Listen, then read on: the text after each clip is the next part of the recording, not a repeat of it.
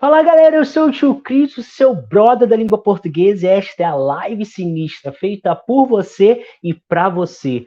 Hoje eu tenho o enorme prazer, a satisfação imensa de receber ela, que é educadora positiva, ela que é minha amiga, fechamento, uma mulher super inteligente no que diz respeito às modalidades educativas, Naya Pot. E nós vamos trocar uma ideia sobre um tema extremamente relevante para a nossa sociedade, que está a respeito dos desafios da escola na inclusão dos alunos com transtornos de aprendizagem. Fica com a gente até o final, porque a parada vai ser maneira. E eu chamo agora Naya Forte, seja bem-vindo e bota a cara na nossa live sinistra. Olá, tudo bom? Tudo Gostei da ótimo. apresentação. Um enorme prazer tê-la aqui conosco. Seja Também. bem-vinda à nossa live e muitíssimo obrigado, né, desde já, por você ter Eu que reservado na sua agradeço. agenda valiosíssima aí, né, esse momento para estar aqui trocando uma ideia com a gente, expandindo a nossa consciência. Muito obrigado, Naya. Obrigada a você pelo convite. Finalmente conseguimos agendar isso, né? Tanto tempo, tantos anos tentando. Porque, olha, a primeira vez que a gente tentou não deu muito certo. Eu estava de mudança para o Canadá, estava aquela loucura. Estava zero energia, zero carisma. E não Exatamente. deu. Mas finalmente consegui estar aqui, né? Porque o fuso também ajuda, eu estando no mesmo país. E Aí que ficamos bom que deu tranquilos. certo, né? Que bom que deu certo, que bom que a gente está aqui. E vamos embora, né, para nossa live sinistra. E vamos Vamos! começar logo Vamos! assim, ó, de história. Naya, aqui a gente gosta de história. Então, assim, Naya, quem é você? Conta um pouquinho da sua história aí pra gente. Nossa, bem. É um pouco difícil a gente contar toda a nossa história, fazer esse resumo, né? Mas vou tentar chegar o mais perto possível de um resumo. Estou aqui em São Pedro da Aldeia, onde nasci e fui criada, né? Fiquei aqui até os meus 18 anos. Depois eu fui para o Rio de Janeiro para estudar na UERJ. Fiz pedagogia. Após me formar, eu entrei na pós-graduação na UFRJ em neurociência, com foco em aprendizagem. E depois disso, eu fiz pós em psicopedagogia, né? Primeiro eu queria entender o cérebro, né? Como o cérebro funcionava, como que funcionava o desenvolvimento infantil. E para entender um pouco mais sobre isso, eu quis aprender com mais foco nas dificuldades e distúrbios de aprendizagem. Foi aí que eu entrei na psicopedagogia e cá estou eu, trabalhando com isso, falando sobre isso, cada vez mais interessada no tema e buscando ferramentas e metodologias para ajudar não só a mim, né, que me descobri neurodivergente há uns anos atrás, que eu já fazia ideia, mas não tinha uma comprovação, né? Mas também as crianças. E pelo fato de ser uma pessoa neurodivergente, eu consigo compreender melhor as dificuldades que elas têm no dia a dia. Que massa. Que show de bola. Oh, que massa, né? Então, assim, é uma menina viajante, né? Lembro que a gente se conheceu num colégio cenecista Mirante Barroso, né? Exatamente. Eu era a pirralha que queria ficar andando com o pessoal do terceiro ano. E eu era os caras do terceiro ano. É, Mas rolava uma amizade maneira, né? Interação sadia e tal. eu era uma Né? pirralha. E era pirralha muito inteligente, né? Conversava de boa, trocava uma ideia, né? Já tinha um pensamento de maturidade assim bem, não vou dizer avançado em relação às meninas da sua idade, mas assim, bem já que sabia o que queria já, né? Focada nos estudos e tal, era bem massa. Assim, bem nerd. Vamos lá. E a área que estuda, né, especificamente essa questão dos transtornos é a questão da neurociência, né? Tem como você explicar para a gente o que é essa parada? Neurociência? Também, a neurociência, ela estuda desenvolvimento cerebral. Você vai aprender como que o cérebro funciona.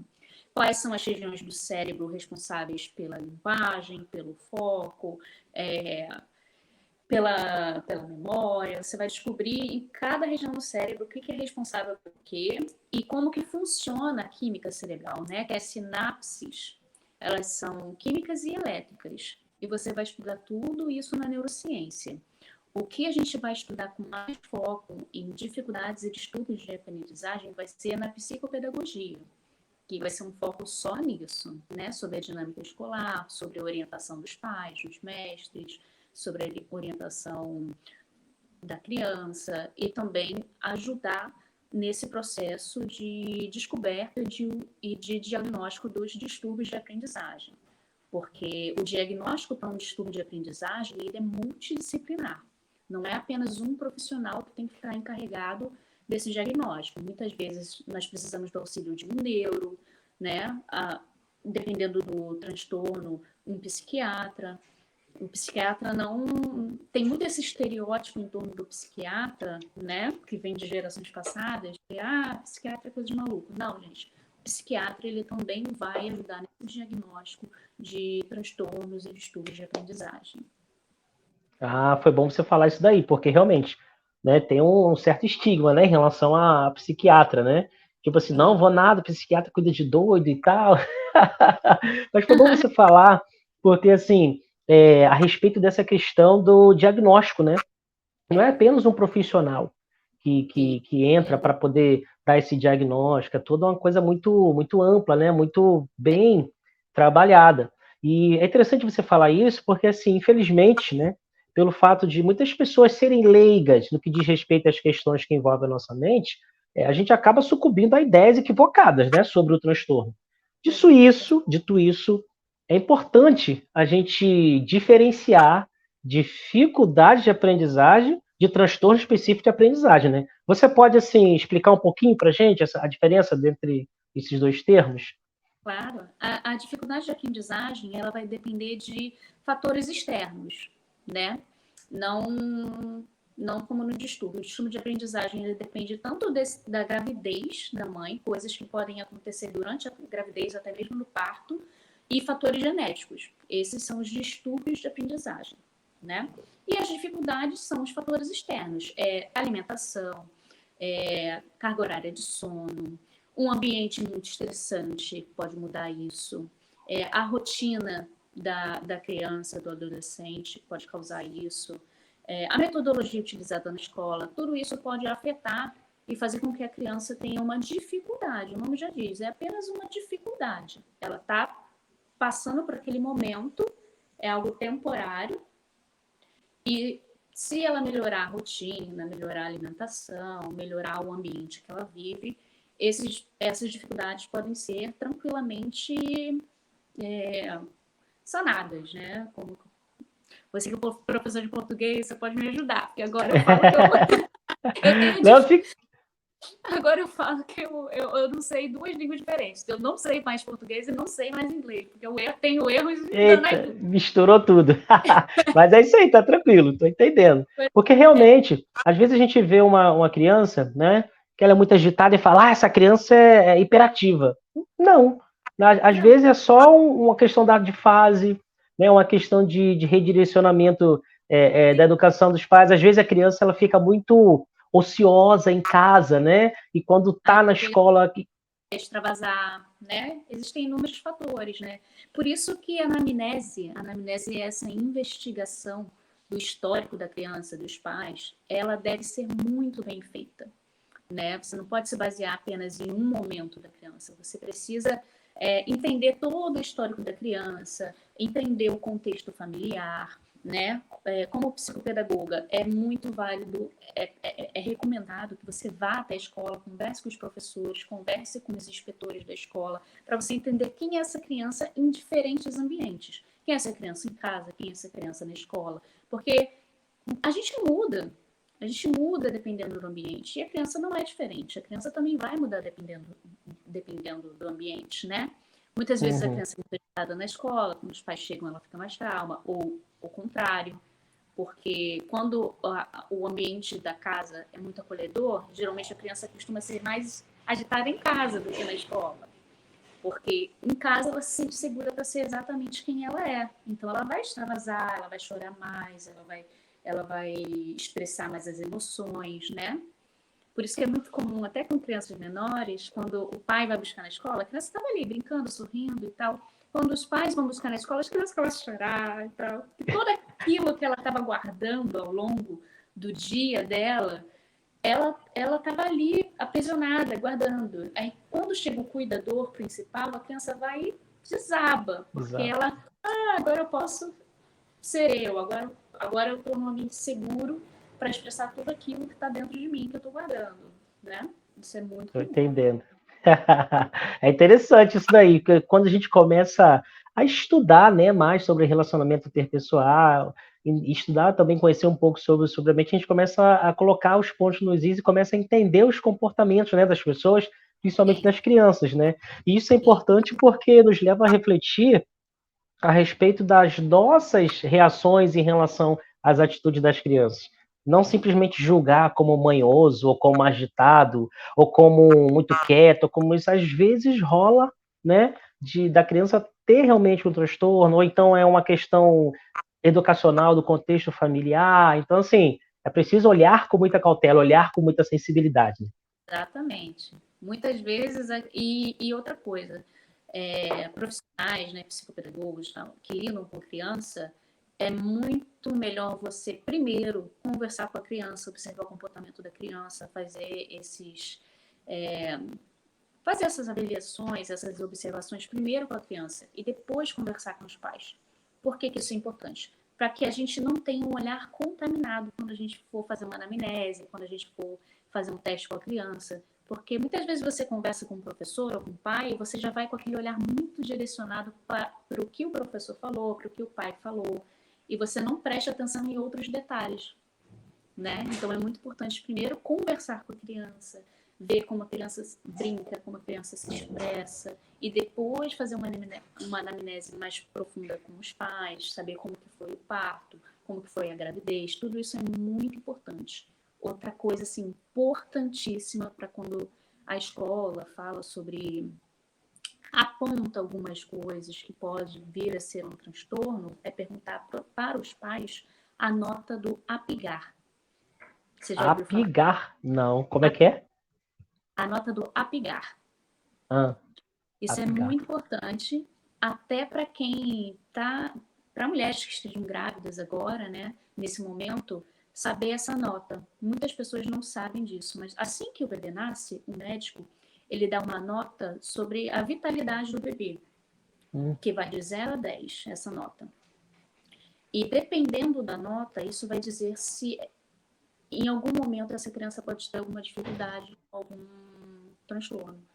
Porque no momento do parto é um momento muito, muito, muito importante. Que segundos de falta de oxigenação do cérebro, né, pode gerar sequelas que vão modificar todo o comportamento e o funcionamento cerebral dessa criança. Então, a nota do APGAR é muito importante para a gente já prever futuros distúrbios lá na frente. Apigar. E o que significa isso? APGAR Apigar. É uma sigla, é o quê? é uma sigla que você vai saber sobre a vitalidade. Eu até anotei aqui, deixa eu só pegar direitinho, porque minha memória é horrorosa. É pigar. Rapaz, Minha memória apigar. é muito ruim. Sabia não dessa. Pois é, muita gente não sabe. E eu consigo pegar o meu apigar? 1987, já era, né? Isso, isso vem na certidão lá. Geralmente vem, o médico dá isso. Ah, Apigar. rapaz. Ó, Sabia não e vai dessa. aparência, o pulso, é porque é em inglês, é Ah, Virginia tá. médica. Appearance, pulse, grimace, activity e respiration, que é Hum, aparência, pulso, gesticulação, atividade e respiração. Você tem que ver hum. tudo isso e você vai ter uma nota. Isso aí, o médico lá que fez o parto, ele observa, ele dá a Isso. nota E ali. nota do Apgar. Isso. Massa, não sabia não dessa aí. Então, quem tá assistindo aí, a gente aí, ó, vai lá e vê a nota do Apgar do seu filho, pra ver como é que Exato. tá essa situação. Quem tá gestante aí, que vai daqui a pouco teu filho, Já já fala pergunta. logo, doutora, qual foi a nota do Apgar aí da minha Isso é criança? muito importante. Isso é Que muito massa, importante. legal, não sabia não dessa daí. Tá, é isso. A gente sabe, né, Naya, que existem diversos transtornos de aprendizagem. Você pode destacar alguns e explicar assim, um pouco sobre eles?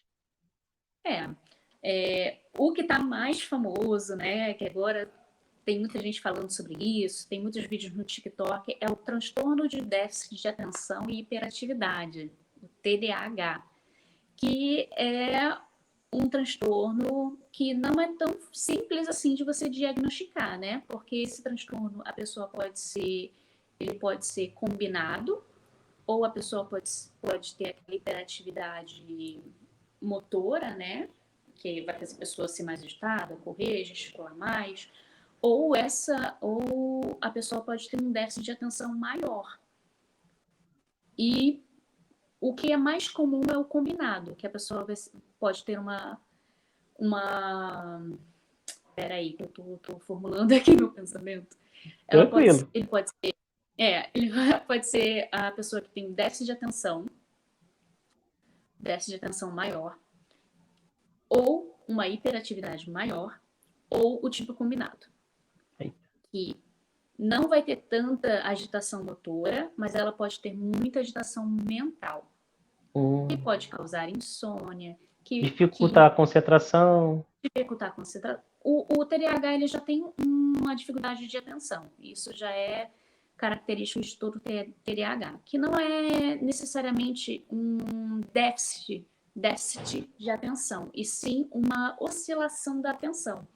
Porque o TDAH tem uma coisa chamada hiperfoco, que é quando ele tiver interesse numa coisa específica, ele vai ter um foco todo direcionado para aquilo. Que a pessoa pode ficar sem comer, sem ir ao banheiro, sem dormir, porque todo o foco da pessoa está direcionado àquela atividade específica.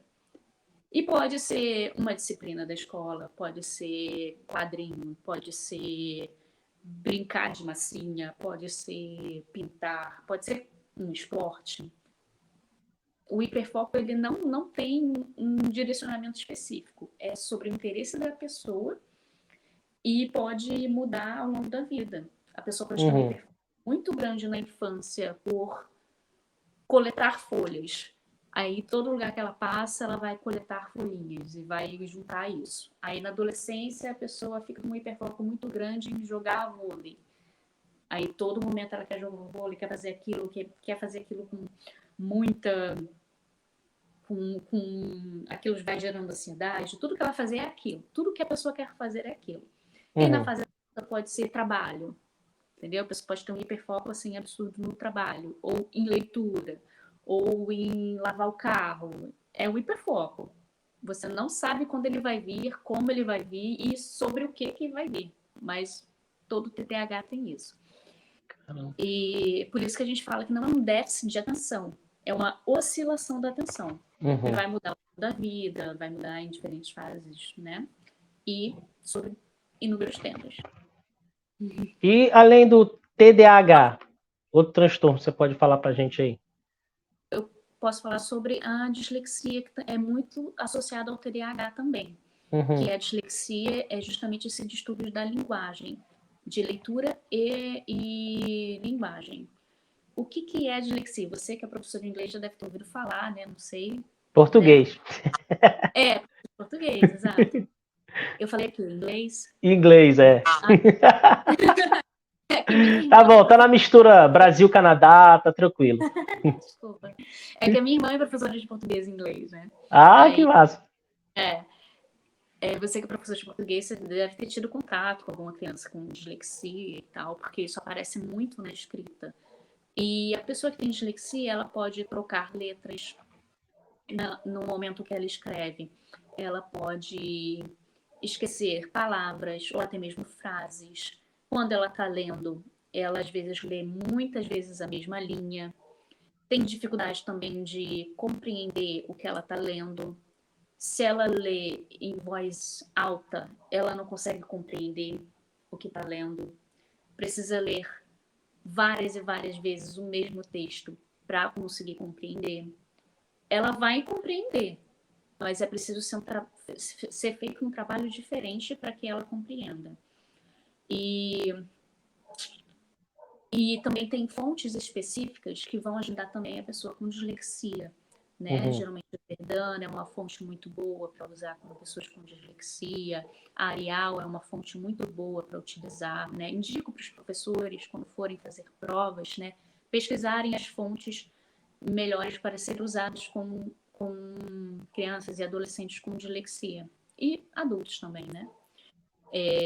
Geralmente fontes que não são serifadas, fontes sem muito detalhes, porque isso pode confundir a pessoa com dislexia. Tô entendendo. E é interessante você falar isso, né? Que você trouxe, assim, dois transtornos que tendem a aparecer muito, né? E às vezes em sala de aula, a gente, por não ter, né, esse conhecimento, até porque a universidade não nos forma para isso, né? Não, Os sistemas de educação também não nos formam para isso, eles só cobram, né? Só exato. cobra. O professor tem que lidar com isso, o professor tem que saber, professor, faz uma prova adaptada. Vou adaptar como? Vou adaptar para uma criança. Como é que eu faço uma prova adaptada para uma criança com TDAH? Como é que eu faço uma prova adaptada para uma criança com dislexia? Porque muitas vezes eu não sei nem o que é. Então, assim, tem toda uma cobrança que não impede, né? Por exemplo, de um professor assistir uma live dessa e poder entender um pouco mais. Não, nada impede de eu poder buscar mais conhecimento. Só que aqui, a rotina do professor inviabiliza, porque eu tenho que dar aula, tenho que preparar a aula, eu tenho que planejar, eu trago trabalho para casa para corrigir prova, eu me preocupo com adversidades que fogem o cognitivo, que envolve a questão socioeconômica, sociocultural do meu aluno. Então, assim, aquele mundo, né? E os fatores sociais, né, que englobam a educação, eles também são muito importantes nesse processo de aprendizagem, porque uma criança está ouvindo? Não, tô só ajeitando. Porque eu até escrevi sobre isso, né, no TCC, né, porque esses fatores sociais são muito importantes, porque uma criança que ela não tem uma boa alimentação, que ela não tem uma boa hora de sono, que ela precisa ajudar na renda familiar, que ela vive um ambiente estressante, que ela pega uma condução ou mais de um até chegar à escola, ela não vai ter o mesmo rendimento que uma criança que tem milhares de facilidades ao longo do dia, que ela tem uma infância considerada normal, uma infância que todas as crianças deveriam ter, uma infância que ela brinca, que ela tem o horário certo para comer, tem uma alimentação boa, que ela tem um ambiente amoroso, afetuoso. Isso é essencial para o desenvolvimento cerebral e para a aprendizagem. Um afeto é importantíssimo para o cérebro. Isso não é uma coisa banal, não é frescura. Ele é muito importante para o desenvolvimento, porque isso libera hormônios que são benéficos para o nosso cérebro, né? Não sei se vocês já ouviram, né? Que até na amamentação, a mãe ela libera ocitocina, que é também apelidado no hormônio do amor. Que isso é maravilhoso, isso ajuda no sono do bebê, isso ajuda no bem-estar do bebê. E isso a gente precisa a vida inteira. E algo bom, simples, que ajuda na produção desse hormônio é abraço. O abraço ajuda na produção de ocitocina. E isso é incrível para o nosso cérebro, para diminuir o cortisol no nosso cérebro. O cortisol é o que causa o estresse e faz com que a gente aprenda melhor, que a gente tenha mais atenção, que a gente esteja mais relaxado. Você estuda melhor num ambiente barulhento, estressante, com grito, ou você estuda melhor num ambiente calmo, tranquilo e que você se sente seguro? Pois é. Foi E interessante você falar sobre essas questões do abraço e tal, porque, então, assim, o professor pode agregar, né, o carisma, o afeto, né, a sala de aula, né? Isso viabiliza tanto o aprendizado para as crianças que têm o transtorno, quanto também para as crianças que não têm, né, o transtorno. é benéfico para todas as crianças, todas, todas. Isso eu estou falando de modo geral. Todas as crianças vão se beneficiar do afeto. E muitas vezes é na escola, apenas na escola, que a criança tem essa atenção e afeto. Massa. E assim, quais são as causas dos transtornos de aprendizagem? Tá ligado à genética? Tá ligado a traumas? Como é que é essa parada? Sim, principalmente a genética, né? E traumas relacionados à gravidez e parto. Que a alimentação da mulher ao longo da gravidez, os traumas que essa mulher passa ao longo da gravidez, que isso vai afetar em tudo que o bebê está recebendo, porque eles estão completamente conectados. O que a mãe come, o bebê come. O que a mãe está vivenciando, o bebê está vivenciando através dos hormônios. Os hormônios que são liberados durante a gravidez nessa mulher, esse bebê vai estar recebendo de alguma maneira. O ambiente, o bebê também está ouvindo. Ele ouve o ambiente. Então, tudo isso vai afetar o desenvolvimento dele. Se a mãe está vivendo um ambiente muito estressante, então ela está sob constantes ameaças, ou ela vive em um ambiente que ela não se sente segura, de modo geral, né? A gente pode dar o exemplo de comunidade no Rio de Janeiro, que a mãe está em constante perigo, ouvindo barulho de tiro, ouvindo confusão, e em que ela não se sente 100% segura, tudo isso vai afetar o desenvolvimento, né? E fatores genéticos, né? Aquela carga genética que a criança já vai recebendo, né? Ao nascer ela não tem muita escolha. E no momento do parto, é muito mais indicado um parto normal do que um parto cesariano. Por quê? No parto normal, a criança ela vai passar, o bebê vai passar pelo canal, e esse movimento aqui que passa já está recebendo uma carga hormonal, né? Porque você está pegando em toda parte, toda a pele, todo o corpo do bebê quando ele está nascendo. Isso ajuda a ativar as sinapses cerebrais. Caramba. Parece que é bobo, mas não é. Tudo tem uma Tudo razão. tem uma ligação, né? Sim, isso aí. Caraca. E assim. Sim, continua. E é mais seguro também. Então, não só para o bebê, como para a mãe. Porque no parto normal, o bebê pode ir para o colo da mãe logo assim que ele nasce. É tudo muito mais tranquilo. E a recuperação da mãe é mais tranquila. Ele pode ficar próximo à mãe logo assim que nasce. Isso é muito importante, como eu falei antes da ocitocina e tal. O calor humano, essa afetividade que o bebê recebe logo assim que nasce também é muito importante. Então, todos esses fatores podem interferir. A nota do Apgar, que eu já mencionei, né? Agora, essa foi bom você ter falado, né? A nota do Apgar, né? Pelo que eu tô entendendo, tipo assim, ai meu Deus do céu, se o médico quiser dar abaixo da média pro meu filho, ele vai estar jogando. Né? Não. Porque assim, explica aí pra gente aí, porque assim, como você falou de escola, falou de nota, né? A galera pode estar pensando assim, se o médico não for com a minha cara e diminuiu a nota do meu filho, vai acontecer alguma coisa? Não, não é assim não, né? Fala aí. O Apgar é uma sigla que vai avaliar a aparência, o pulso, a gesticulação, né? Como que o bebê está se movimentando, a atividade e a respiração. O médico ele vai avaliar isso. E ele vai dar notas, por exemplo, se o bebê não teve nenhuma asfixia logo assim que nasce, a nota vai ser de 8 a 10. Se o bebê teve uma asfixia leve, a nota vai ser de 5 a 7. Se o bebê teve uma asfixia moderada, a nota vai ser de 3 a 4. Ou uma asfixia grave, que é de 0 a 2. E o que isso afeta, essa asfixia? A oxigenação cerebral. E se ela for muito prolongada, pode causar, né, sequelas que vão afetar o desenvolvimento dessa criança. Então, é muito importante. O bebê nasceu, pergunte a nota do Apgar. Se não lembrar, vê lá na certidãozinha que o médico dá a nota do Apgar. Que é um dos requisitos para a gente poder avaliar, né? Não é tipo assim, não é algo preponderante, é uma das coisas que se leva em consideração, né? Isso. Massa, massa. Show de bola, Naya. Mais uma vez, muitíssimo obrigado pela moral que você está nos dando, tá? E se você que está nos assistindo chegou até aqui, agora é a hora de deixar o seu like, seguir o nosso canal, deixe seu comentário e siga a gente lá no Instagram, tá aqui, o nosso Instagram aqui embaixo. Qualquer coisa, vai lá e troca uma ideia, faz uma pergunta, Deixa seu feedback, tá certo? E a gente precisa da sua moral. Eu lembro a você também que esta live tem a moral da Barber House, a sua, a minha, nossa barbearia. Da Gutierrez Pizzaria, Naya, a melhor pizza de Parnamirim. Quando você vier para cá, para Natal, para Rio Grande do Norte, para Parnamirim, a gente vai dar um pulinho lá na Gutierrez, você vai saborear a melhor do Brasil. Eu posso falar porque já rodei um pouquinho o Brasil aí e conheci as pizzas, mas a da Gutierrez é sensacional. E o oferecimento também do Rei do Caldo Restaurante. Quer saborear aquele salmãozinho assado?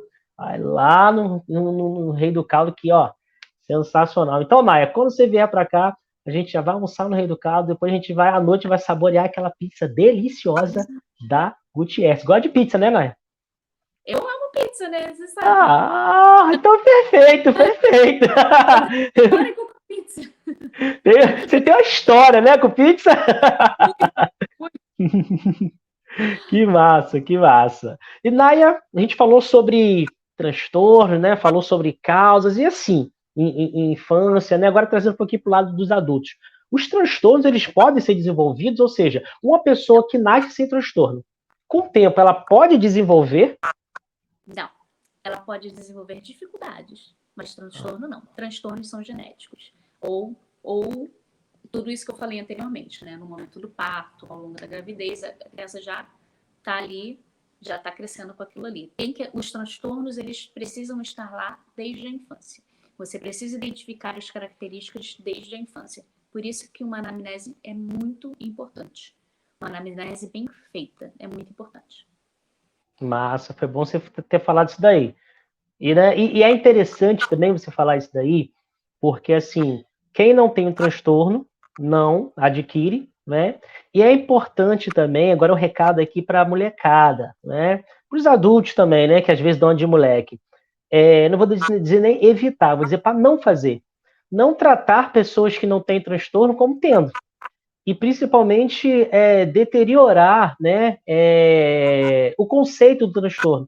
Às vezes a pessoa ela tem determinada dificuldade, aí o cara usa de forma pejorativa o nome do transtorno acusando o outro. Sai daí, seu não sei o quê. Sai daí. Pô, isso aí fica chato demais, é uma coisa constrangedora, tanto para quem não tem o transtorno, e principalmente para quem tem. Porque é uma forma de banalizar a questão, né, Naya? Banalizar e também é um capacitismo, né? Você está dizendo que aquela pessoa não é capaz de fazer alguma coisa só por conta de algum transtorno, alguma dificuldade que ela possa ter. E isso não é verdade. Pessoas com transtorno, elas são capazes de muitas coisas, até mais do que outras pessoas que não possuem transtornos. Tudo isso vai depender de como a pessoa vai encarar aquilo, da trajetória de vida daquela pessoa, do quanto ela quer fazer aquilo, do quanto ela quer se dedicar àquilo, né? Massa. E trazendo assim a responsa, né, um pouco agora assim para nós professores, né? Infelizmente nós professores, como eu já falei anteriormente, nós não somos formados nas universidades e nem recebemos orientações, treinamento, né, para lidarmos com as adversidades associadas aos transtornos de aprendizagem. E assim, como que a gente pode fazer para perceber se um aluno ele tem algum transtorno de aprendizagem? Eu não estou dizendo assim diagnosticar, mas assim, quais são os cuidados, as observações que nós, professores, podemos ter em sala de aula, para a gente poder, assim, ter sensibilidade para observar um possível transtorno dos alunos?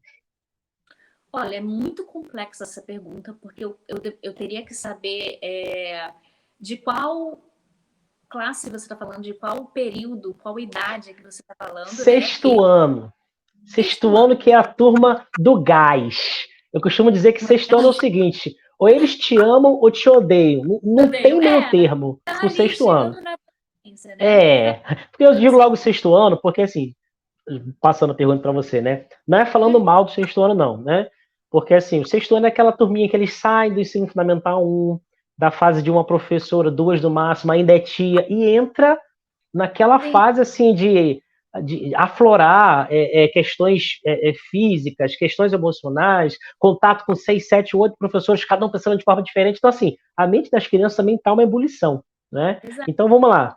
Essa pergunta que eu fiz dentro do sexto ano. Pronto, vamos complicar logo. Botar, não, sexto. Então, você já falou uma coisa muito chave. Primeiro, a gente precisa prestar atenção no período que aquela criança está passando. E do quinto para o sexto ano é justamente um período de muita mudança. Então, é natural ter uma agitação maior, é natural ter algumas dificuldades também nesse período. E também a criança está entrando na adolescência. É uma carga emocional, uma carga hormonal muito grande. Então, são inúmeros fatores que você precisa analisar antes. E é muito complicado você dar um diagnóstico nessa idade, justamente por conta disso. Você está lidando com uma fase de muitas mudanças e também de muitos hormônios. Então, não é nem recomendável você fazer isso. Óbvio que você precisa observar, né? E já repassar isso para os pais, né? Olha só, eu notei uma mudança de comportamentos, tal, tal, tal. Seria interessante conversar com os professores da classe anterior para fazer essa comparação de comportamento, para ver se isso é algo que já era apresentado, né? Isso se tratando da mesma escola, que é mais fácil. Se não for na mesma escola, conversar com os pais, perguntar com os pais naquela reunião, como que era o seu filho, como que eram as reuniões. Muitos pais, a gente sabe que na realidade, né, no dia a dia, não comparecem a reuniões, então isso é realmente complicado, mas observar mesmo o comportamento dessa criança, observar o emocional. O fator emocional é algo que é muito importante para a gente observar, para ver se não é algo somente temporário, se é realmente um distúrbio. Mas o principal é realmente saber, poder comparar como que a criança era antes e como que ela está agora. Que aí a gente vai realmente saber se é apenas uma dificuldade, se é apenas uma fase ou se é um distúrbio. Para você diagnosticar, o interessante seria já recomendar para os pais, conversar com os pais e encaminhar para um psicopedagogo. E o psicopedagogo ele vai dizer se a criança realmente precisa ir para fazer um acompanhamento com um neuro, com um psiquiatra. Isso é o que eu recomendo. Mas como eu falei antes, é uma fase muito complicada, porque é uma fase de muitas mudanças. Então, tem que ter muita atenção, muito cuidado para afirmar qualquer coisa nesse período. E é interessante, né? Porque assim, nós professores, a gente não tem competência nem autoridade para diagnosticar nada, né? A gente Não. observa, a gente é sensível à situação, né? Como a Naya falou, eu até coloco um adendo, antes de falar diretamente com o pai, leve a observação à coordenação pedagógica, aí a coordenação segue o estranho. Eu já estou falando assim para o professor se prevenir, Claro, o porque é ambiente. preciso, né? É preciso a gente tomar cuidado, porque assim, infelizmente por questões de ignorância, não ignorância de bruto, não, ignorância de não, falta de Não. conhecimento, falta de busca de conhecimento, não saber lidar, às vezes o professor, a professora vai acabar, seu filho tem hiperatividade, seu filho tem, não, não, pô, calma, né? O diagnóstico é criança. É. Na maioria das vezes o diagnóstico é esse. Criança muito agitada, que não sei o que, diagnóstico, criança. Ou então alimentação, né? A criança se entope de açúcar o dia inteiro. Aí chega na escola, querendo comer as paradas. Tocando terror. Pois é, né? Agora, assim, foi interessante que você falou assim, o que fazer. E o que não fazer? Professor, não faça isso. Estigmatizar. Já fazer isso, de falar, essa criança tem isso. Não. Quando você cria isso, você já está estigmatizando, você já está criando uma barreira. É complicado, né? Se você fala, essa criança é hiperativa. Essa criança tem algum problema. Tipo, você já está criando uma barreira entre você e a criança e criando uma barreira da criança com a aprendizagem dela. Porque você acha que a criança não percebe a maneira como você está tratando? Ela percebe. Ela pode muitas vezes não falar, mas ela vai perceber que ela está sendo tratada diferente e que ela está sendo cobrada de uma maneira diferente. E isso afeta a aprendizagem também, né? Uhum. O que eu não recomendo é isso, é estigmatizar e já taxar que essa criança tem isso. E muitas Massa. vezes é criança. Você já falou lá no início, mas vai ser interessante você reafirmar agora, né? É, quem, qual profissional ou quais profissionais, né, tem autoridade para diagnosticar o transtorno de aprendizagem? Quem que assina o laudo? Então, quando a criança é muito pequena, porque muitas coisas elas são identificadas entre os 3 anos de idade, apesar de não ser recomendado você fechar nenhum diagnóstico antes dos 5 anos de idade. Por quê que não é recomendado? Porque o córtex pré-frontal não está formado ainda e a amígdala ainda está em desenvolvimento. O córtex pré-frontal é a área responsável pela tomada de decisão, pelo foco, pela linguagem, e a amígdala é responsável pelas emoções. Entre 1 ano e meio até os 4 anos de idade é quando está tendo esse pico do desenvolvimento da amígdala, que é quando surgem as birras, aquelas birras monstruosas, quando a criança começa a atacar tudo, aí quer morder, aí quer berrar, quer gritar, sabe? Ela está ali naquela ebulição dentro dela que ela ainda não consegue se expressar. Ela já não consegue se expressar pelo fato dela ser criança. Mas nesse período, principalmente, é o momento primordial e de maior desenvolvimento da amígdala. Então, a criança vai ter muitas birras, vai ter muitos episódios de confronto com os pais, porque ela está começando a se enxergar como um indivíduo, que antes ela se enxergava como parte dos pais, principalmente da mãe, e agora ela está começando a se enxergar como indivíduo. Então, esses momentos de birras vão ser mais fortes. Então, não é um momento ideal para fazer diagnóstico de absolutamente nada. Então, para a criança nesse período, pediatra.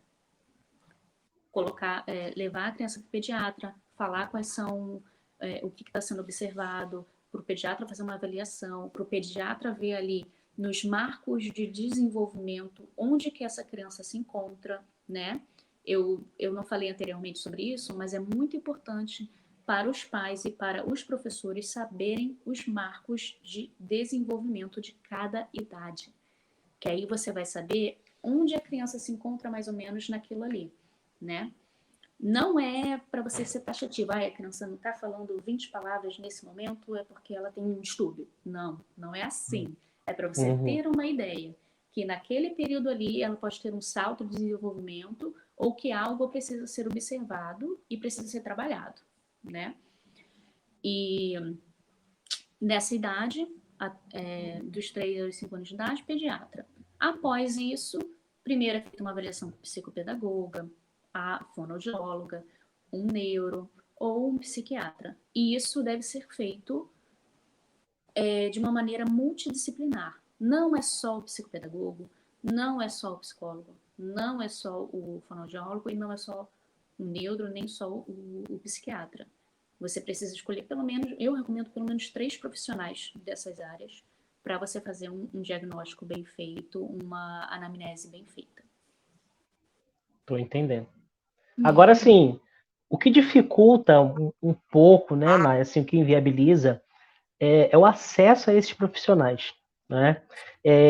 Eu tenho ouvido muitos relatos, né, de pessoas até mesmo com plano de saúde que têm dificuldades a ter acesso a esses profissionais. Então, assim, se pessoas com plano de saúde têm dificuldade a ter acesso a esses profissionais, imagina as pessoas que não têm plano de saúde, que dependem do SUS, que muitas vezes, né, há todo um processo de morosidade para que você tenha acesso aos profissionais ligados à saúde mental. Então, assim, é complicado. É muito complicado. E eu falo que isso é no mundo inteiro. É no mundo inteiro. Para eu dar um exemplo, para as pessoas não acharem, Brasil é horrível, Brasil não sei o quê, Brasil é isso, Brasil é aquilo. Não é bem assim, não, tá? Brasil, eu diria que nas questões de distúrbios e dificuldade de aprendizagem, tá dando banho em muitos países de primeiro mundo, tá? Vou dar um exemplo do Canadá. Para você ir para conseguir um diagnóstico de TDAH ou de autismo, a fila tá de 2 anos. O cenário ele é mais complicado do que a gente imagina. Então,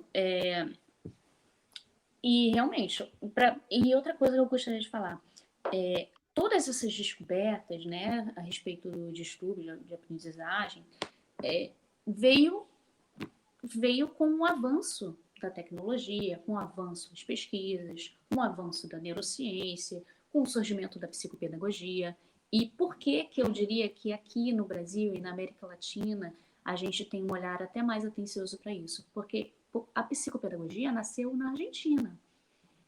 E ela se disseminou aqui no Brasil, né, e outros países da América Latina. Então a gente já começou a ter um olhar mais atencioso para isso antes de países de primeiro mundo, considerados de primeiro mundo, né?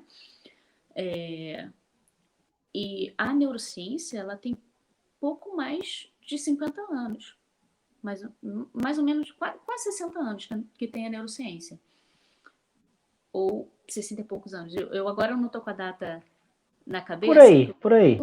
por aí, entre pouco mais de 50 ou 60 e poucos anos. E muito ainda tem a se descobrir sobre o cérebro, né? A gente conseguiu mapear algumas áreas, mas eu digo a gente, humanidade, tá? Não a gente, sei lá, me colocando em algum... A gente entendeu. A gente, humanidade, conseguiu mapear bastante coisa sobre o cérebro e conseguiu fazer inúmeras descobertas sobre o cérebro, sobre como funciona a aprendizagem, a memória, mas ainda tem muita coisa para a gente descobrir. Tem muita coisa que a gente ainda não sabe. E tudo isso faz com que a gente esteja em constante aprendizagem sobre a aprendizagem, né? E eu Exato. recomendo que todo mundo que tiver curiosidade sobre o tema, né, pesquisar e ir atrás dos livros da Susana Herculano, que é uma das maiores neurocientistas do mundo e é brasileira, e é Olha da aí. UFRJ, onde eu estudei. Susana Herculano. Ai, gente, como que... Gente, memória é muito ruim. Tem Um outro problema. Sabe o que a gente vai fazer é o seguinte: a gente vai deixar aqui na descrição essas referências que Naya tá trazendo. Tá? neurocientista Suzana Herculano eu já vou pesquisar. Né? Herculano é E, simplesmente incrível. e Susana outras Herculano, que Naya for presentear a gente, eu vou deixar aqui na descrição. E Naya, foi interessante você falar isso daí, porque assim, a gente sempre fica naquele complexo de vira-lata. Ah, o de lá tem. de fora é melhor. Ah, eu vou sair do Brasil porque eu vou lá, não sei o que e tal. Agora você trouxe um dado aí que assustou. Imagina aí, demorar de 1 a 2 anos para ter acesso, para ter o diagnóstico, ou 2 seja, anos é o mínimo. o que que tem É de de 2 anos para bom? Não é o que que tem de bom lá, que aqui tem, ou que aqui não tem, ou que aqui não tem, que lá tem. Então, assim, vai com cautela aí, galera, porque não é, não é só tipo assim, é, aqui no Brasil as coisas prestam e não prestam, não é assim não. Então, foi bom, foi ótimo você ter falado isso daí. branco e preto. Existem muitas escalas de cinza no meio, sabe? É. Ai, ai. E agora, uma parada assim, um pouco tensa, né? Infelizmente, muitas vezes, né? Há pessoas que crescem com o transtorno, ou mais transtornos e não sabem, né? E Sim. isso tende a levar a uma frustração ao longo da vida, né? Com a própria pessoa já adulta pode saber se tem algum transtorno. Como é que é esse negócio? Como é que eu, assim, caraca, poxa, passei a vida toda com isso assim, mas como que agora eu consigo perceber isso? Eu tenho que fazer o quê para perceber? Como é que é essa parada? Realmente a gente já percebe, né? Porque é muito comum na vida de quem é neurodivergente lidar com bullying. Porque a gente não Uhum. sabe que é diferente. As pessoas falam pra gente que a gente é diferente, entendeu? Pra gente, a gente tá ali de boa, tá normal, tá tudo de jóia, tá tudo maravilhoso. Mas as pessoas sinalizam isso, porque a relação interpessoal é um pouco diferente, a maneira como a gente pensa, como a gente organiza o pensamento é completamente diferente, né? Para quem tem dislexia, né, vai perceber quando estiver tentando aprender, tentando escrever e acha que escreveu de uma maneira e depois vai ver que escreveu de outra, sabe? Porque é muito comum quem tem dislexia achar que escreveu uma coisa de um jeito e só vai reparar que escreveu errado ou faltando alguma coisa quando relê isso bem depois. Porque na hora você acha que isso você escreveu como estava na sua cabeça. E quando você vai ver, tá faltando um parágrafo inteiro. Você Sim. trocou a letra, você botou uma letra ao contrário que não era para estar, entendeu? E na hora parece que tá tudo jóia, tá tudo ok. No caso de pessoas autistas, né? Porque existem muitos níveis de autismo, de leve, moderado a avançado. A hipersensibilidade, a sensibilidade sensorial, a sensibilidade a barulhos, sensibilidade com a sensibilidade sensorial, com calor, frio, sensibilidade ao toque, a certas texturas de roupa, seletividade alimentar, a pessoa que ela não consegue, simplesmente ela não consegue comer um determinado tipo de alimento. Ela não consegue. Não é porque ela não gosta. Ela tenta tocar naquilo, ela tenta comer aquilo, mas ela simplesmente não consegue. Ela cospe, ela não consegue nem sequer tocar. E muitas vezes ela não consegue nem ver aquilo, que causa um desconforto, alguma coisa ali que ela não consegue expressar. E o que mais que eu posso dizer? Muita Geralmente a coisa. pessoa... tem bastante coisa, né? Geralmente a pessoa já percebe que ela não consegue se encaixar tão facilmente nos contextos sociais. Ela tenta, mas ela não consegue e ela não sabe exatamente por quê, né? Isso é muito comum com quem tem TDAH e quem tem autismo. Que ela tenta se enquadrar ali naqueles contextos sociais, na escola, ela tenta conversar e as pessoas simplesmente rejeitam. E não explicam por que está rejeitando, porque só acha a pessoa inconveniente, chata, não entende. Porque a criança também não vai entender, né? Não vai saber expressar aquilo. Agora, o que combate muito isso, né, atualmente, de uns anos para cá, né, é justamente a perspectiva de sensibilidade dos professores, porque assim, embora o sistema educacional não nos forme para isso, a gente busca formação, a gente assiste palestras, a gente lê livros, a gente vê filmes, a gente assiste novelas, a gente assiste uma live como essa, e a gente começa a se sensibilizar, né? E a perspectiva de trabalhar a inclusão, né, responsabilizando muito o professor como o mediador nessa situação, ajuda no combate a esse tipo de exclusão, né? Então, assim, na escola, a escola, eu costumo dizer que a escola ela é a arena. Ali onde tem os embates, ali onde tem os confrontos, ali onde tem os enfrentamentos da adversidade, tem o professor ali como mentor, como direcionador, como mediador, como escudo, como espada, como tudo ali para lidar com essa situação. Né? Então, assim, atualmente a gente tem atuado muito forte em relação a isso. Inclusive a escola, né, onde eu estou agora, que é a Escola Estadual Francisco Camilo de Souza, né, quero até mandar um forte abraço para todas as professoras da educação, não é nem esse termo, educação especial, não, é outro termo que se usa, né? Das pessoas da educação inclusiva, que fazem um excelente trabalho. A nossa escola, né, localizada no município de Nisa Floresta, bairro Pium ali, é referência na área em relação ao trabalho de inclusão. Inclusive, assim, a semana passada foi uma menina que foi minha aluna, né? Hoje ela está cursando farmácia, a Carol, e ela olhou e falou assim, caramba, vocês trabalham com inclusão aqui e tal. Ou seja, ela já percebeu isso, né? Coisa que não é fácil você perceber um ambiente de inclusão. Né? Então, assim, por parte dos professores, essa luta ela vem sendo muito implementada, graças a Deus. Embora não tenhamos a orientação, nem tenhamos a formação, a gente está aí lutando e fazendo a educação melhor. Isso é uma diferença que eu vejo muito aqui no Brasil também, né? Os profissionais aqui, a gente não tem muita estrutura, mas a gente tem muita vontade de fazer tudo, de aprender, de correr atrás. A gente faz acontecer, mesmo não tendo estrutura. E lá fora eu vejo o oposto. Tem muita estrutura, mas os profissionais, eles são um tanto acomodados. Porque tudo é muito fácil, assim. Tem muita estrutura, tem muita verba, tem muito tudo. Mas os profissionais estão ok, estão vivendo bem, então para que eu vou fazer isso? Eu acho que no Brasil é exatamente o oposto. Não só na educação, mas na área da saúde, assim, os profissionais aqui, os médicos daqui, assim, são muito bons. Óbvio que tem suas exceções, né? A gente sabe, nada é perfeito e nada é absurdamente ruim. Mas eu vejo essa diferença de um modo geral. Os nossos profissionais aqui, eu diria que tem raça, sabe? Tem os olhos para fazer acontecer. E por isso que a gente chega lá com a nossa vivência de Brasil, chega lá e deslancha, sabe? Porque a gente tem um diferencial, assim, de querer fazer acontecer, de ser muito autodidata, de se não tiver verba vindo daqui, a gente vai e coloca do nosso bolso, né? Se bem que lá é muito difícil isso acontecer. Lá é justamente o oposto. Lá tem muita verba e pouco profissional realmente capacitado e com vontade de fazer acontecer.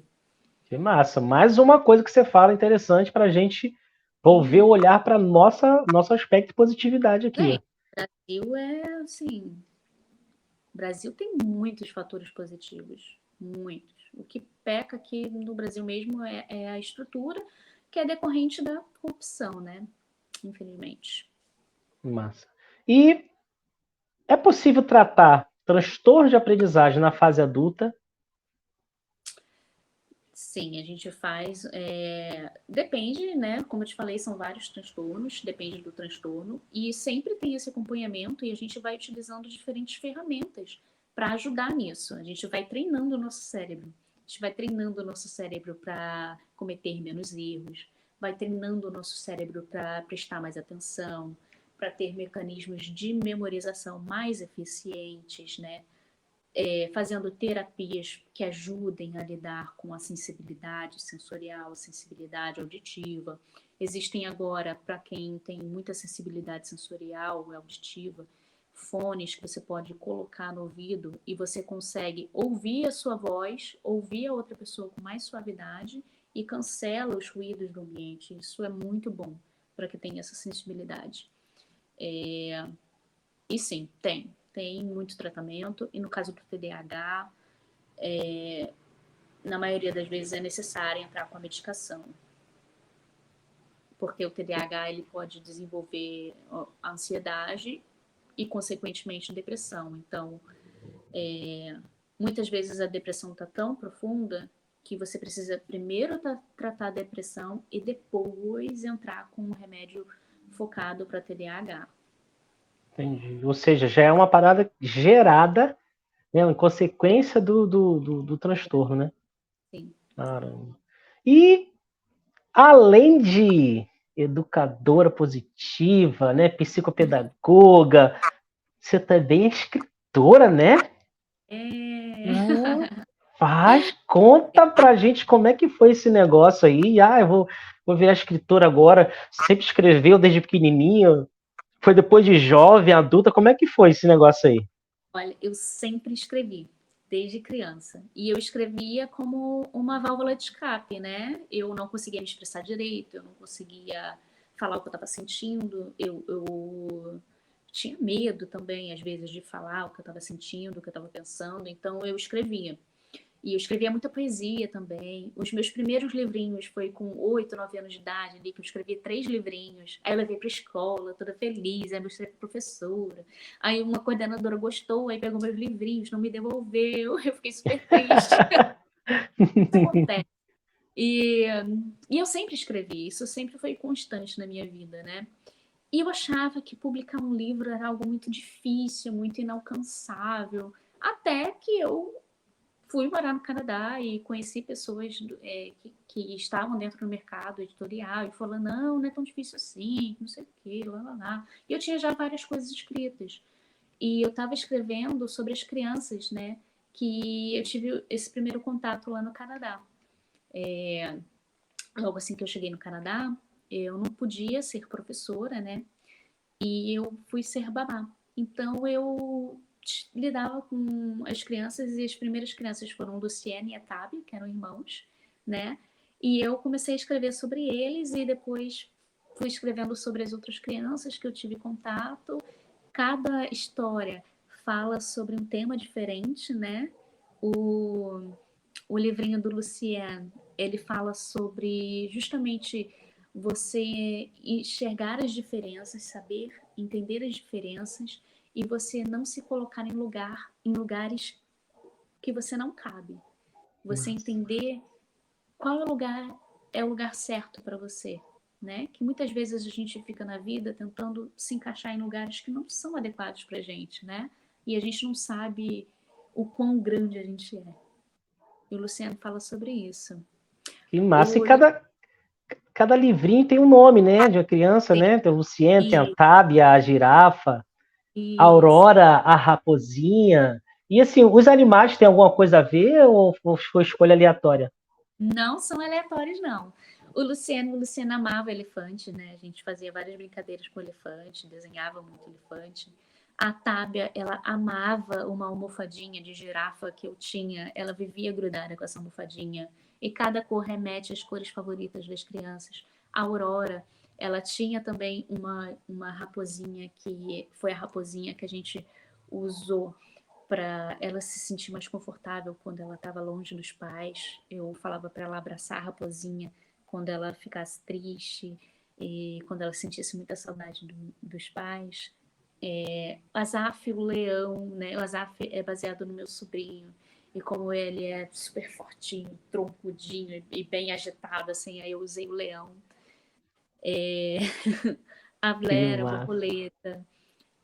A Blair foi uma bebezinha que eu cuidei, que ela era super fofinha, delicada, tinha várias roupinhas assim com borboleta, E rosinha. cada história tem esse ensinamento de vida, esse contexto Tem um social. ensinamento. Você falou do primeiro, né, do Luciano, algo que envolve resiliência e tal. Sobre as diferenças, né? Você entender as diferenças. O livro da Tábia fala sobre resiliência, sobre você não ligar para o que as pessoas falam, quando você realmente quer fazer algo, você tentar até você conseguir, que nem sempre você vai conseguir de primeira, mas o importante é você continuar tentando, praticando, que uma hora você vai conseguir. O livro da Blair fala sobre como as mudanças podem afetar o desenvolvimento de uma criança, né? Sobre como é importante a Massa. gente conversar sempre com as crianças, toda vez que vai acontecer alguma mudança, seja na rotina, mudança de ambiente, mudança de escola, que isso realmente afeta o desenvolvimento da criança. A E da ele. Aurora. Ah, sim, sim. Pode perguntar. Não, pode falar. O livro da Aurora fala sobre ansiedade de separação, né? Porque como a criança está crescendo e ela está ainda assim se entendendo no mundo como um indivíduo, ela acha que quando os pais estão longe, eles nunca mais vão voltar. Então gera essa ansiedade de separação na criança. E a história fala sobre isso, né? E os pais, eles vão, mas eles voltam. Você vai ficar um pouquinho afastado dos seus pais, mas você já vai voltar. E fala Que massa. sobre como que você pode lidar com isso. Que legal. E assim, é uma história para os adultos ou uma história para as crianças, a linguagem?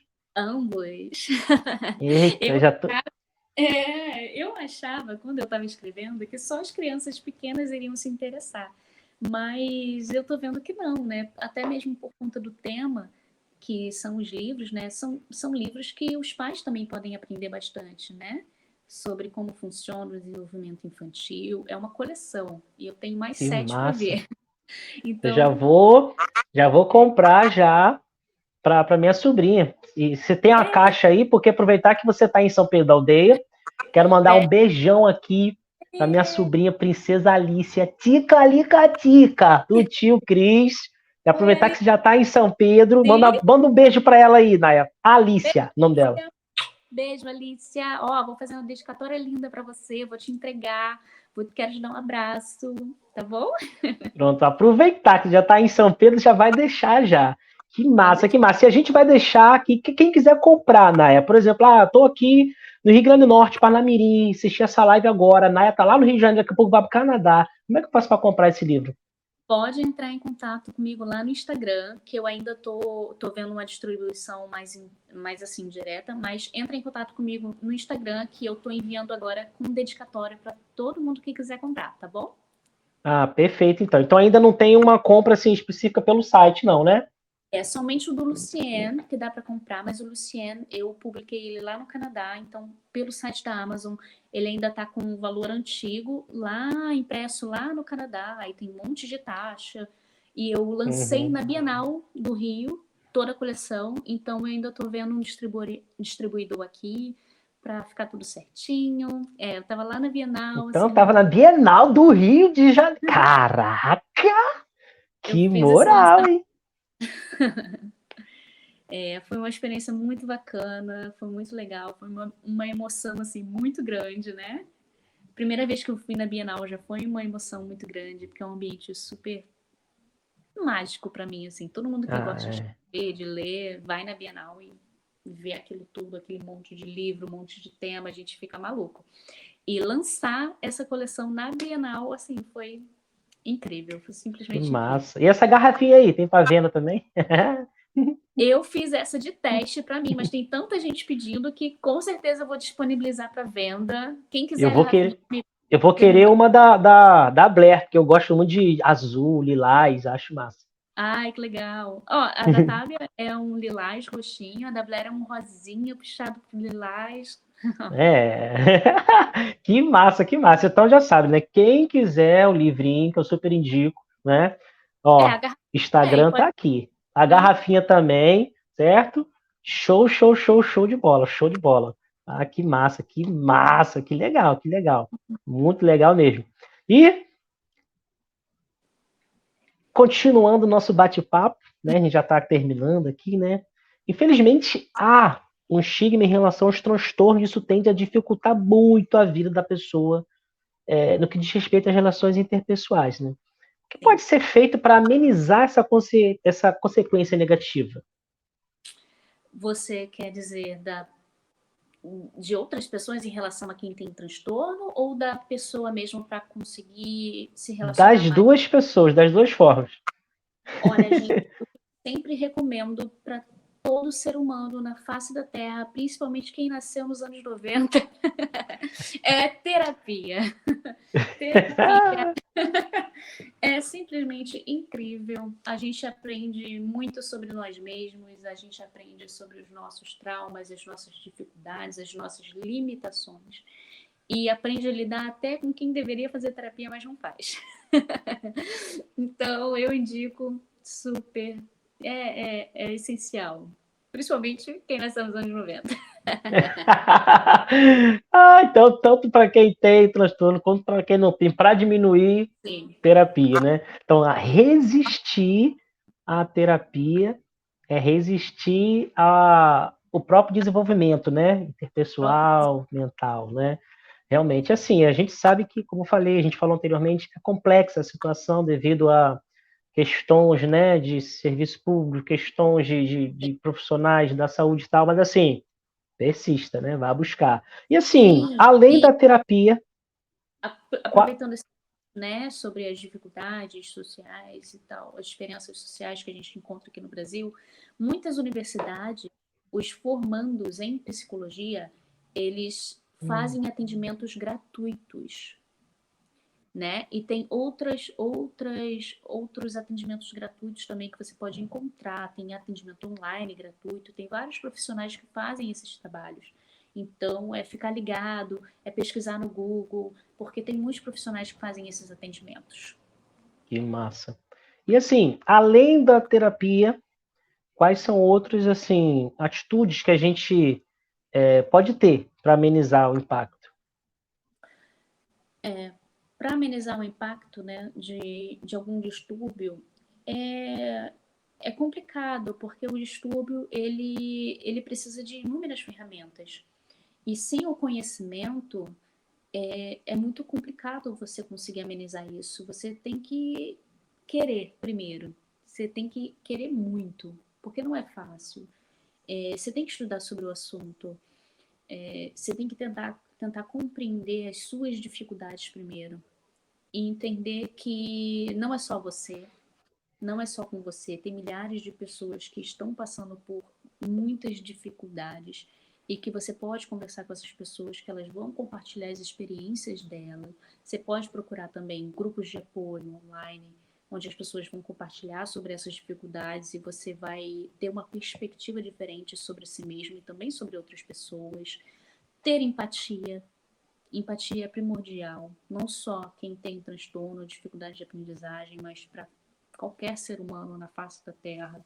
A gente tendo empatia, né, a gente começa a enxergar o mundo de outra maneira, a gente começa a enxergar outras profissões de outra maneira, tentar ver quais são as dificuldades do dia a dia da outra pessoa, porque não é só a gente que passa por dificuldade, nós não somos um alecrim dourado e que só a nossa vida tem dificuldades e complicações e tal. As pessoas também passam por muitas coisas. E tentar entender isso, né? Muitas vezes é difícil. A gente vive num ambiente muitas vezes caótico que faz com que a gente não consiga enxergar tudo isso. E estamos chegando ao final da nossa trocação de ideia, final da nossa live sinistra. E como o tema envolve muito, né, a questão da escola, em relação aos transtornos, né, de aprendizagem, eu queria que você deixasse uma mensagem final aí, principalmente para os educadores, né? Quais são as orientações que você deixa para a gente aí? Olha, educadores, procurem estar sempre em dia com a saúde mental de vocês, porque não é uma tarefa fácil, a gente sabe disso, a gente sabe que, principalmente no ensino público, a gente encontra inúmeras dificuldades, a gente encontra dificuldades de infraestrutura, dificuldades no próprio sistema e dentro da sala de aula, então são muitas barreiras que a gente precisa combater, transcender antes de entrar numa sala de aula. Então, tomem cuidado com a saúde mental de vocês. Tentem pesquisar sobre os assuntos, né? Quais são os transtornos e dificuldades de aprendizagem mais comuns no Brasil, porque fatores sociais também interferem muito nesses dados. Então, procurem no Brasil. Podem me mandar mensagem também, que eu vou tentar ajudar da melhor maneira possível, enviar bibliografias para que possam ajudar vocês, né? Estou sempre à disposição, eu não cobro nada por isso, porque eu acho que a educação ela precisa acontecer como uma corrente mesmo, né? A gente já tem muita dificuldade na nossa profissão, então se a gente não se ajudar, tudo vai ficar muito mais difícil. Então, pode me mandar e-mail, pode me mandar DM lá no Instagram, não me incomodo nem um pouco. Vou tentar responder todo mundo o mais rápido possível. Pode mandar perguntar a bibliografia que eu envio. É um tema muito amplo, muito complexo e uma hora e meia de live é muito difícil da gente conseguir resumir tudo e dar todas as dicas e elucidar sobre todos os distúrbios e temas, por isso que eu foquei no que mais assola, né, as nossas salas de aula. Mas se você estiver enfrentando alguma coisa dentro da sua sala de aula e você quiser enviar essa dúvida, você quiser enviar sobre esse caso, eu posso te ajudar com isso.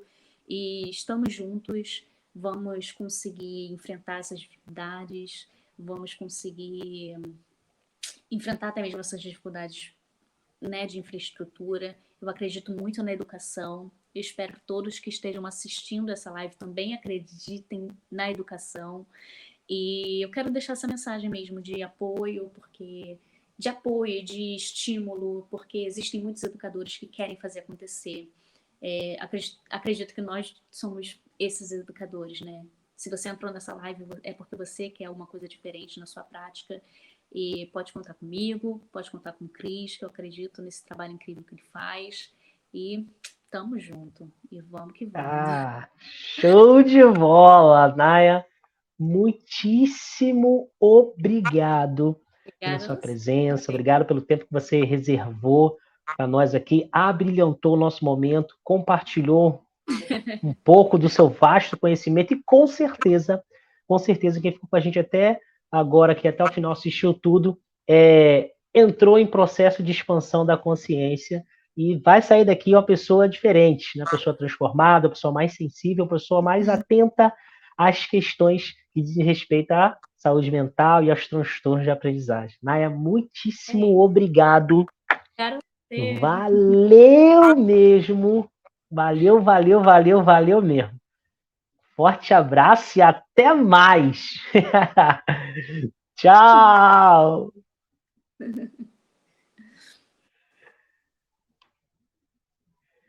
E essa foi a live sinistra de hoje, né? Naya arrasou aí, trocou uma ideia maneiríssima com a gente, tá? E eu espero que você tenha gostado. E, ó, deixe seu comentário, tá bom?